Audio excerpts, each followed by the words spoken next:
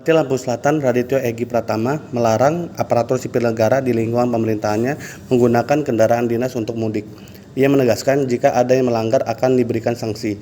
Hal itu dikatakan Bupati Lampung Selatan Radityo Egi Pratama saat mendampingi Kepala Badan Karantina Indonesia saat Pangabean saat mengecek X-ray di tol gate penumpang pejalan kaki di dermaga reguler Pelabuhan Bakauheni, Lampung Selatan, Rabu 26 Maret 2025. Bupati Lampung Selatan Radityo Egi Pratama melarang aparatur sipil negara di lingkungan pemerintahannya menggunakan kendaraan dinas untuk mudik.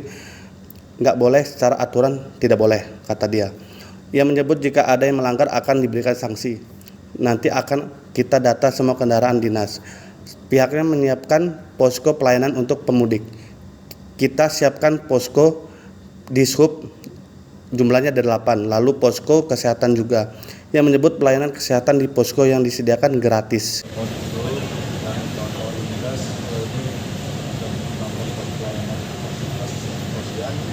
Kita di situ itu kurang lebih kita dan di dengan teman-teman dari Puskes, sehingga para pemudik mungkin yang ingin istirahat kita ada pos-pos yang bisa ditempati dan melewati aksi. Layanan kesehatan itu gratis, Bang? Gratis.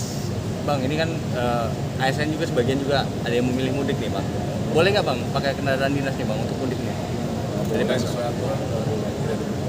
Ada sanksi tegasnya nggak, Bang? Masih ada. Apakah mobil dinas nanti bakal ditaruh di mana aja, Bang? Nanti rencananya kita akan lakukan gelar upacara. Tapi biasanya ketahuan tuh nanti kalau udah habis mudik.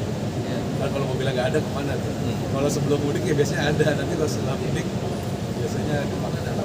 Berarti bakal diinventarisir ya? Iya, nanti insya Allah mungkin setelah mudik kita langsung inventaris. Jadi ketahuan mobilnya nggak ada, nanti dibawa mudik kalau belum datang.